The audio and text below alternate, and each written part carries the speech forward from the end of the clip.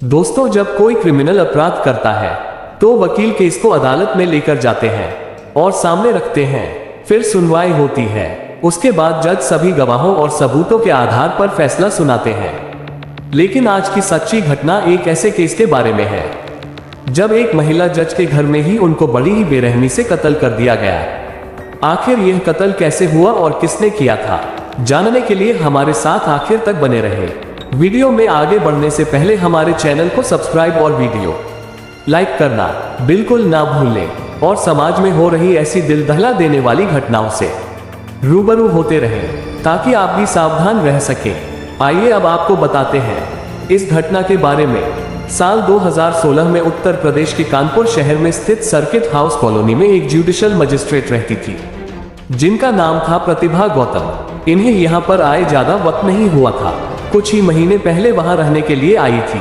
उनकी शादी मनु अभिषेक राजन नामक व्यक्ति से हो चुकी थी और उनके पति मनु अभिषेक राजन भी दिल्ली के 30 हजारी कोर्ट में वकालत की प्रैक्टिस करते थे। पत्नी यानी प्रतिभा गौतम कानपुर देहात में एक सिविल जज थी और पति दिल्ली में वकील था। और 9 अक्टूबर 2016 की सुबह को अभिषेक अपनी पत्नी से मिलने के लिए कानपुर सर्किट हाउस कॉलोनी के सरकारी आवास पर पहुंचे जहां पर इनकी पत्नी रहती थी। अभिषेक अपनी कार से बाय रोड कानपुर से दिल्ली आए थे। ये पिछली रात यानी 8 अक्टूबर को दिल्ली से चले थे और 9 अक्टूबर की सुबह ही कानपुर पहुंच जाते हैं। लेकिन जब यह आ रहे थे तो रास्ते में इन्होंने सोचा कि अपनी पत्नी यानी प्रतिभा को कॉल करना चाहिए और उसको बता देना चाहिए कि मैं आ रहा हूं। अभिषेक प्रतिभा को फोन करता है लेकिन वह फोन नहीं उठाती है। अभिषेक ने कई बार कॉल किया लेकिन उसकी पत्नी प्रतिभा ने फोन नहीं उठाया। और फिर सर्किट हाउस कॉलोनी में पहुंचने के बाद अभिषेक जल्दी से अपनी पत्नी के फ्लैट पर जाता है। घर की डोर बेल बजाता है लेकिन पत्नी दरवाजा नहीं खोलती है। अभिषेक कई बार बेल बजाता है लेकिन दरवाजा नहीं खुलता। इसके बाद अभिषेक ने दरवाजे को जोर जोर से पीटना शुरू कर देता है और फिर भी दरवाजा नहीं खुला। हालांकि घर पर एक मेड भी काम करती थी, उसने भी दरवाजा नहीं खोला। अभिषेक को घबराहट हुई क्योंकि दरवाजा अंदर से बंद था। अगर प्रतिभा घर से कहीं बाहर गई होती तो दरवाजा बाहर से बंद होता, ना कि अंदर से। इसके बाद अभिषेक ने दरवाजा तोड़ने की कोशिश की। अभिषेक ने दरवाजे पर जोर जोर से लात मारना शुरू किया और 3-4 पराहर में ही दरवाजे की कुंडी टूट जाती है और अभिषेक परेशानी की हालत में घर के अंदर जाता है। अभिषेक ने देखा कि उसकी पत्नी प्रतिभा पंखे से लटक रही है। उसने देखा कि दोनों हाथों कटी हुई है। ये देखकर अभिषेक डर जाता है और जैसे ही अभिषेक अपनी पत्नी के शव को देखता है तो वह बड़े दुख से उसको छूने की कोशिश करता है। जैसे ही अभिषेक ने प्रतिभा के शव को छूता है तो प्रतिभा की लाश नीचे गिर गई। इसका मतलब यह था कि प्रतिभा के शव को रस्सी के सहारे खड़ा किया गया था। इसके बाद अभिषेक 9 बजे के करीब पुलिस स्टेशन जाता है और सर्किट हाउस से करीब 2-3 किलोमीटर दूर कानपुर कैंट पुलिस स्टेशन में जाकर पुलिस को सूचना देता है कि उसकी पत्नी ने खुदकुशी कर ली है। पुलिस को जब पता चलता यह आदमी इलाके की जुडिशियल मजिस्ट्रेट की बात कर रहा है तो तुरंत पुलिस की टीम घटनास्थल पर पहुंचती है। लेकिन यहां पर स्व जमीन पर रखा हुआ था, जबकि अभिषेक ने पुलिस को बताया था कि उसकी पत्नी ने आत्महत्या की है। पुलिस के पूछने पर अभिषेक ने बताया कि जब उसने अपनी पत्नी को ऐसी हालत में देखा था तो उसे कुछ समझ नहीं आ रहा था कि वह क्या करे, इसलिए घबराहट में उसने शव को नीचे उतार दिया। धीरे धीरे यहाँ पर एसएसपी और डीआईसीजीसी पुलिस ऑफिसर भी आने लगते हैं। अभी 8 या 9 महीने पहले ही मनु अभिषेक और प्रतिभा गौतम की शादी हुई थी और ये लव मैरिज था। अगर समय में थोड़ा पीछे जाए और इन दोनों के बैकग्राउंड को देखा जाए तो प्रतिभा गौतम उत्तर प्रदेश के उरई नामक इलाके की रहने वाली थी। बचपन से यह काफी होनहार और होशियार लड़की थी। इनके पिता एक बैंक में जॉब करते थे और यह एक मिडिल क्लास फैमिली थी। प्रतिभा को पढ़ाई का बहुत शौक था। प्रतिभा अपनी लाइफ में कुछ बड़ा करना चाहती थी। उसे एक वकील बनना था, इसलिए अपनी शुरुआती पढ़ाई करने के बाद लखनऊ चली गई। लखनऊ यूनिवर्सिटी से उसने LLB की पढ़ाई कंप्लीट की और लॉ की डिग्री हासिल की। इसी पढ़ाई के दौरान प्रतिभा का ध्यान वकालत से हटकर जज बनने की ओर आकर्षित हो गया और प्रतिभा का सपना जज बनने का था। लखनऊ से लॉ की डिग्री हासिल करने के बाद प्रतिभा दिल्ली आती है। यहाँ पर उसने LLM की पढ़ाई की। दरअसल यह LLB से एडवांस कोर्स का कोर्स होता है। कंप्लीट करने के बाद प्रतिभा जुडिशियल सर्विसेज की तैयारी शुरू कर देती है। उन्हीं दिनों एक लड़का भी इसी तैयारी के लिए कोचिंग सेंटर आया। इसका नाम था मनु अभिषेक राजन। यह एक बड़े घराने से बिलोंग करता था। उसके पिता सुरेश चंद्र राजन एक जज थे जो रिटायर हो चुके थे। सीबीआई और एनजीटी समेत कई जगहों पर जज रह चुके थे। पिता के जज होने के अलावा मनु अभिषेक की बहन भी दिल्ली के 30 हजारी कोर्ट में एक वकील थी और उसके बहनोई भी इसी कोर्ट में एक जज थे। ऐसे ही अभिषेक के करीब 7 रिश्तेदार जुडिशल सर्विसेज में थे। कोई वकील था तो कोई जज था और अभिषेक खुद भी जज बनने की तैयारी कर रहा था। इसी दौरान मनु अभिषेक और प्रतिभा गौतम एक दूसरे से मिलते हैं। कोचिंग में आने जाने के दौरान इन दोनों की छोटी छोटी मुलाकातें होनी शुरू हो गए। इनमें दोस्ती होती है और प्यार हो जाता है। समय के साथ प्यार इतना बड़ा के बाद शादी तक आ गए। वैसे दोनों के घर वालों को इस बारे में कोई भी जानकारी नहीं थी कि उनके बच्चे पढ़ाई के अलावा क्या कुछ कर रहे हैं। अभिषेक के घर वाले दिल्ली के करोल बाग में रहते थे और प्रतिभा के उत्तर प्रदेश के पूर्वी में रहते थे। और जब साल 2013 में PCSJ का एग्जाम होता है, अभिषेक और प्रतिभा दोनों ही एग्जाम देते हैं। इस एग्जाम को पास करने के बाद इन दोनों के लिए अपने सपने पूरे करने का दरवाजा खोल सकता था और यह जज बन जाते। प्रतिभा इस एग्जाम क्लियर कर लेती है और उसका सिलेक्शन हो जाता है, लेकिन अभिषेक इस एग्जाम को क्लियर नहीं कर पाता है। इसके बाद प्रतिभा को जज की ट्रेनिंग करनी थी तो वह अपनी ट्रेनिंग में लग जाती है और इधर अभिषेक का सपना अधूरा रह गया। वह जज नहीं बन पाया तो अब वह केवल वकालत ही कर सकता था। लेकिन अभी भी ये दोनों एक दूसरे से प्यार करते थे, साथ रहने की कस्में खाते थे। एक दिन प्रतिभा अपने घर वालों को बताती है कि वह एक लड़के से प्यार करती है और आगे चलकर शादी भी इसी लड़के से ही करेगी। उधर अभिषेक के परिजनों को भी जब ये बात पता चली तो दोनों के घर वाले इस शादी के खिलाफ थे। प्रतिभा के घर वालों का ये कहना था कि उनकी बेटी किसी बड़े अफसर से शादी करे, किसी IPS से करे, ना कि किसी छोटे मोटे वकील से। और फिर कास्ट को लेकर भी प्रॉब्लम थी और प्रतिभा के घर वाले इस शादी से साफ मना कर देते हैं। लेकिन प्रतिभा के दिलो दिमाग में तो बस अभिषेक ही छाया हुआ था। वह इसी लड़के से शादी करना चाहती थी। अभिषेक भी प्रतिभा से ही शादी करना चाहता था, पर उसी के घर वाले भी राजी नहीं थे। दोनों परिवारों की नाराजगी के बावजूद भी इन दोनों का प्यार बरकरार रहता है और प्रतिभा की ट्रेनिंग भी कंप्लीट हो जाती है। फिर 2015 में प्रतिभा की पोस्टिंग कानपुर देहात में एडिशनल सिविल जज के तौर पर हो जाती है। प्रतिभा अपनी जज की सर्विस शुरू कर देती है। जज के तौर पर केसेस को देखने लगी, फैसला सुनाने लगी और अभिषेक जी दिल्ली के 30 हजारी कोर्ट में वकालत की प्रैक्टिस करने लगा। दोनों में दूरी भले ही हो गई थी, लेकिन ये दोनों फिर भी एक दूसरे के करीब थे। कभी प्रतिभा अभिषेक से मिलने के लिए दिल्ली जाती तो कभी दिल्ली से कानपुर आ जाता था। और फिर 29 जनवरी 2016 में मनु अभिषेक और प्रतिभा गौतम बिना अपने घर वालों को बताए दिल्ली के आर्य समाज मंदिर में चोरी शादी कर लेते हैं। लिख ली थी इन्होंने शादी करनी, क्योंकि दोनों की घरवाली इस शादी से, इसलिए इनके पास अब और कोई रास्ता नहीं था। शादी के बाद भी ये दोनों अपने अपने घर वालों को मनाते रहते हैं। अभिषेक के घर वाले तो इस शादी को स्वीकार कर लेते हैं, लेकिन प्रतिभा की बिल्कुल भी नहीं मानते। फिर 2 महीनों के बाद 23 अप्रैल को इन्होंने दिल्ली में सबको पार्टी देकर अनाउंस किया कि इनकी शादी हो चुकी है और यह एक बंधन में बंध चुके हैं। इस पार्टी में प्रतिभा के घर वाले नहीं आए थे, क्योंकि वह नाराज थे, बल्कि उन्हें 2 महीनों के बाद पता चला था कि उनकी बेटी ने शादी कर ली है। लेकिन ये लोग फिर भी अभिषेक को अपना दामाद मानने को तैयार नहीं थे। अभिषेक के घर वाले तो प्रतिभा को बहू के तौर पर अपना लेते हैं, लेकिन प्रतिभा के घर वाले अभिषेक को दामाद की तौर पर नहीं अपनाते हैं।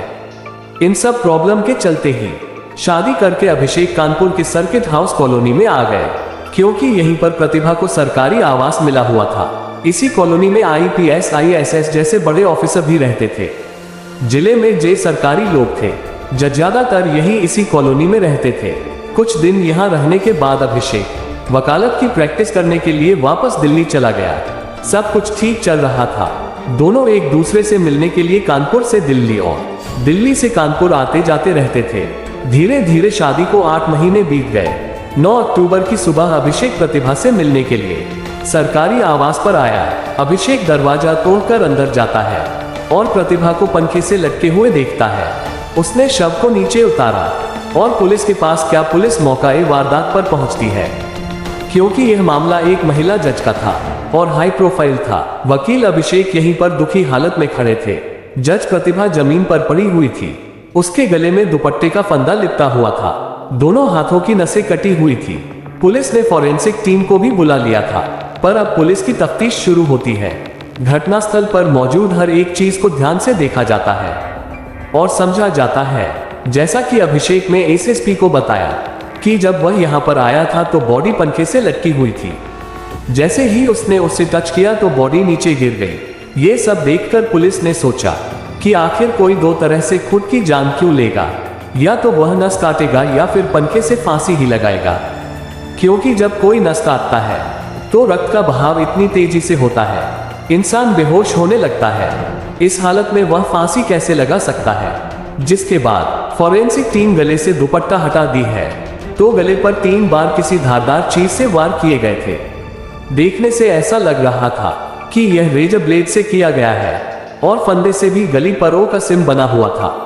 लेकिन आमतौर पर जब कोई व्यक्ति खुद फंदे पर लटकता है या किसी क्रिमिनल को फांसी दी जाती है तो उसके गले पर भी या यूसिफ का मार्क बनता है, क्योंकि शरीर का पूरा भार गले के आगे वाली साइड पर आ जाता है, जहां पर फंदे का पूरी तरह से खिंचावा होता है। गले की पिछली साइड पर भी आता है, लेकिन ज्यादा नहीं आता है।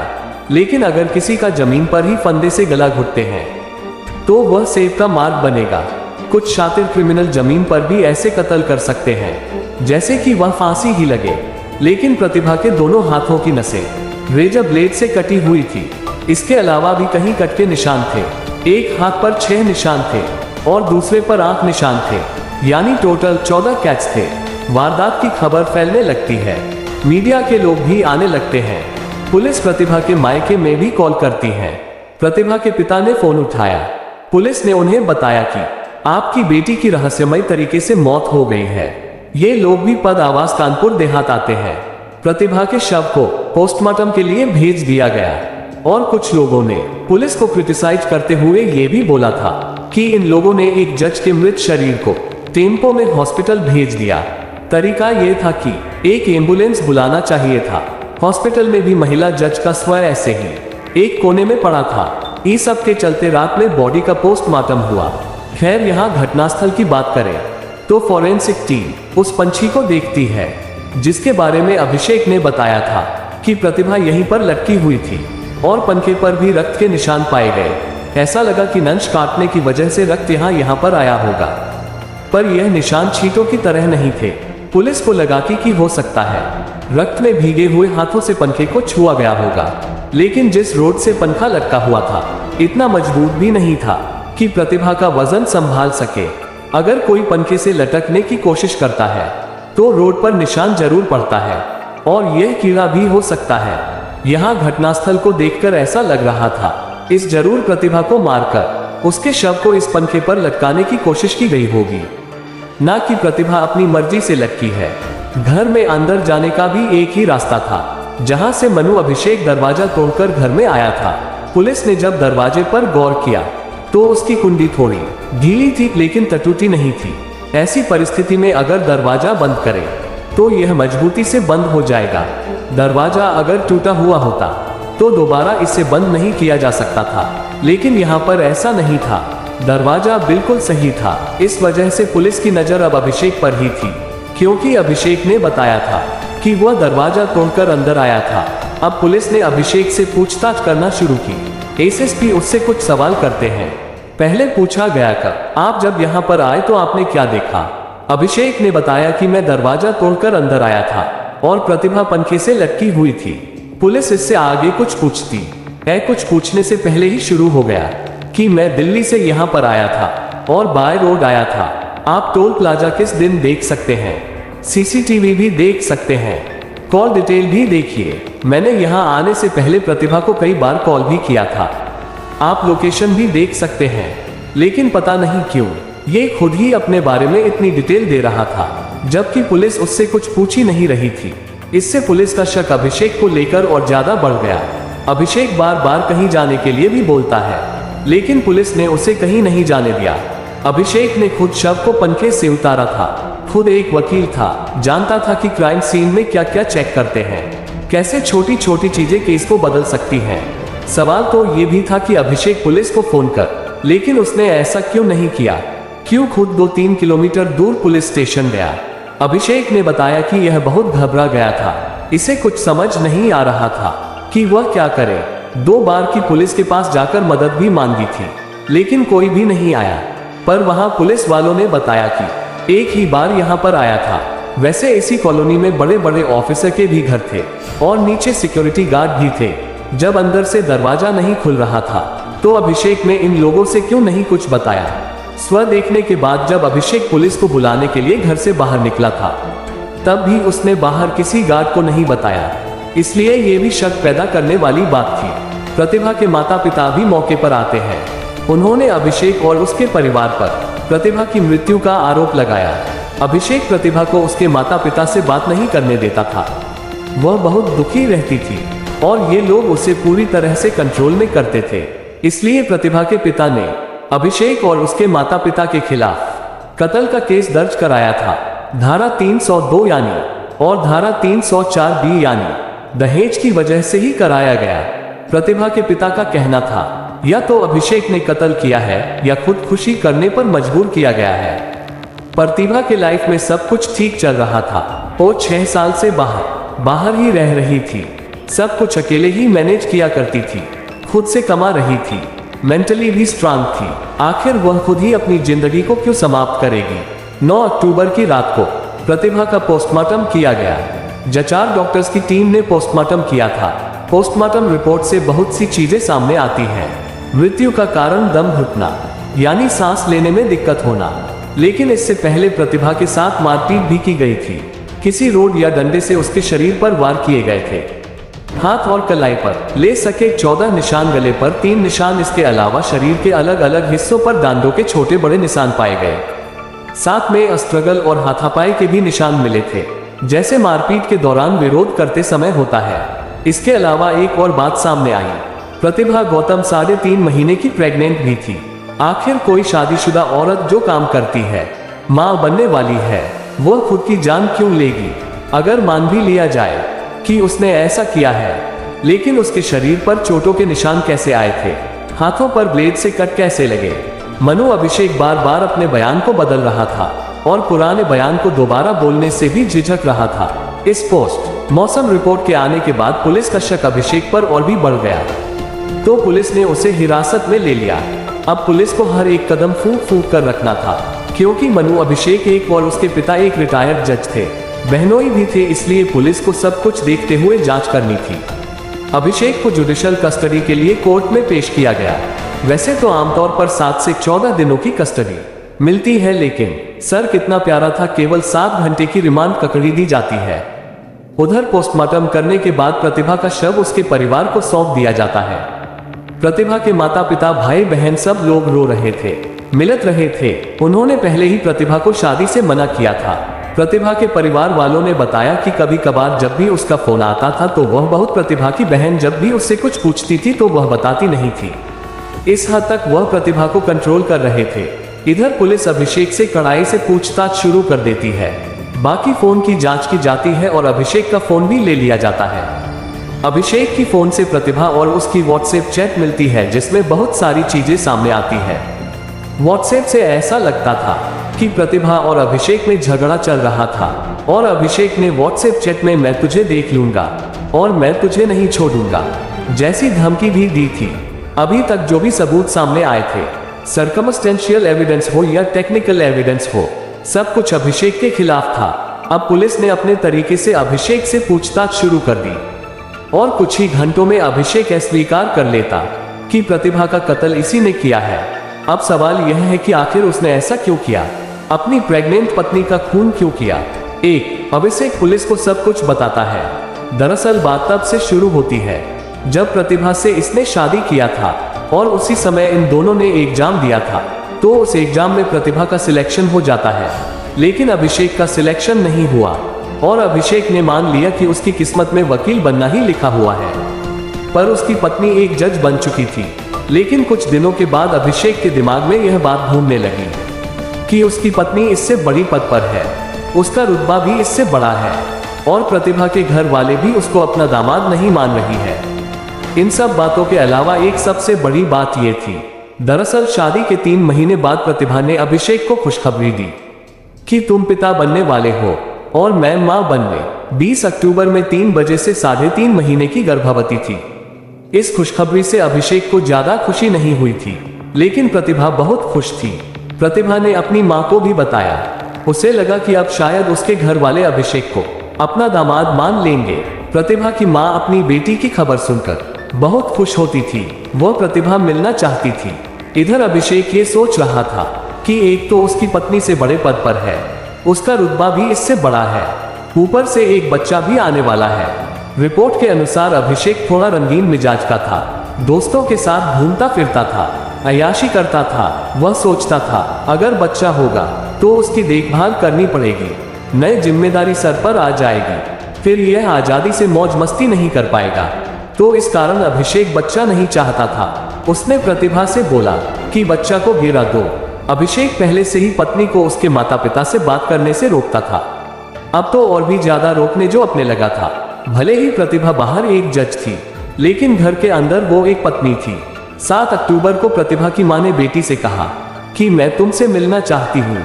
जब यह बात अभिषेक को पता चली तो वह अपनी पत्नी को बहुत डांटता है कि तुम मां से क्यों बात करती हो, तो मैं बात करने से पहले मुझसे परमिशन लेना चाहिए। आखिर कितने दिन तक प्रतिभा अपने पति का ये जुल्म सहन करती। और फिर एक दिन उसने बोल ही दिया कि ना तो मैं अपने बच्चे को गिरा होगी और ना ही अपने परिवार वालों से बात करना बंद करूंगी। और अभिषेक जब घर से बाहर होता था, दिल्ली में होता था, तो ये दोनों व्हाट्सएप चैट पर भी लड़ते थे। बच्चा गिराने की भी बात होती थी, व्हाट्सएप हो या फोन कॉल, लेकिन बच्चे को लेकर इनमें अक्सर लड़ाई होती रहती थी। साहब की लड़ाई हुई। प्रतिभा ने कहा कि मैं दिल्ली आ रही हूँ। अभिषेक नहीं बोला। ये बताओ, 8 अक्टूबर को अभिषेक हिल स्टेशन से दिल्ली आने वाला था। अभिषेक पत्नी को तकलीफ देकर खुद हिल स्टेशन घूम रहा था। 8 अक्टूबर की शाम को प्रतिभा ट्रेन से दिल्ली पहुंची है और अभिषेक उसे लेने के लिए दिल्ली रेलवे स्टेशन पर आया। उसने अपनी कार से प्रतिभा को पिक किया था। ये दोनों पहले एक दूसरे से नाराज थे। गाड़ी में दोनों की फिर से लड़ाई हुई और प्रतिभा रास्ते में ही कार से उतर कर वापस कानपुर चली जाती है। अभिषेक ने भी प्रतिभा को जाने दिया, हालांकि वह प्रेग्नेंट भी थी। उसने कहा तुम्हें जहां जाना है चली जाओ, लेकिन फिर अभिषेक के दिमाग में पता नहीं क्या आया और वह भी कानपुर के लिए निकल गया। अपनी कार से बाय रोड 8 से 9 घंटे तक ड्राइव करने के बाद अभिषेक कानपुर आया। 5 से 5:30 बजे के बीच में सर्किट हाउस कॉलोनी में अपनी पति के आवास पर पहुंचा। इस कॉलोनी में पड़ोस में क्या हो रहा है इससे किसी को कुछ लेना देना नहीं है। कोई शोर शराबा भी यहाँ नहीं सुनाई देता है। अभिषेक जैसे ही प्रतिभा के फ्लाइट पर पहुंचा तो अभिषेक ने डंडे से प्रतिभा की पिटाई शुरू कर दी। फिर एक रेजर ब्लेड से प्रतिभा के शरीर पर वार किया, गले पर भी वार किया। प्रतिभा खुद को बचाने की कोशिश करती है, लेकिन फिर जमीन पर गिर जाती है। अभिषेक को लगा कि उसकी सांसें अभी भी चल रही है। फिर अभिषेक ने प्रतिभा के पहने हुए दुपट्टे से उसका गला दबाया। थोड़ी ही देर में प्रतिभा ने दम तोड़ दिया। घटना को खुशी का रूप देने के लिए अभिषेक दुपट्टे से फंदा बनाकर प्रतिभा को पंखे से लटका आने की कोशिश करता, पर ये असफल रहता है। फिर उसने प्रतिभा के शव को नीचे ही लेटा दिया। इसके बाद उसने प्रतिभा के फोन को उठाया और व्हाट्सएप की सारी चैट्स को डिलीट कर दिया, यानी मोबाइल फोन में मौजूद सारे सबूत मिटा दिए। लेकिन कातिल हमेशा कोई ना कोई गलती जरूर छोड़ा करता है।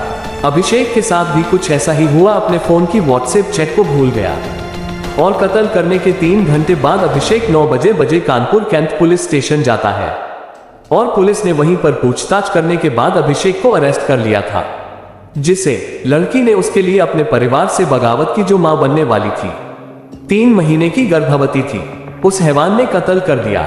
घटनास्थल से पुलिस ने दुपट्टा तो बरामद कर लिया था, लेकिन जिस ब्लेड से प्रतिभा के शरीर पर कट लगाए गए थे वह नहीं मिल सका। वैसे इस घटना को अंजाम देने से पहले ही अभिषेक ने काम करने वाली मेड और प्रतिभा के ड्राइवर को छुट्टी पर भेज रखा था। इसका मतलब अभिषेक कई दिनों से इस कत्ल की प्लानिंग कर रहा होगा।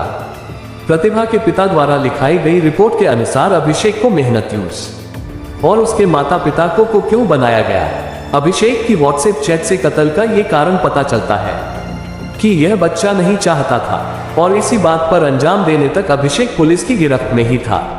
लेकिन उसके माता पिता फरार हो गए थे। इनके खिलाफ कोर्ट ने बेलेबल वारंट जारी करने और कुर्की करने के आदेश दिए थे। फिर अभिषेक के माता पिता ने सुप्रीम कोर्ट से स्टे ऑर्डर ले लिया।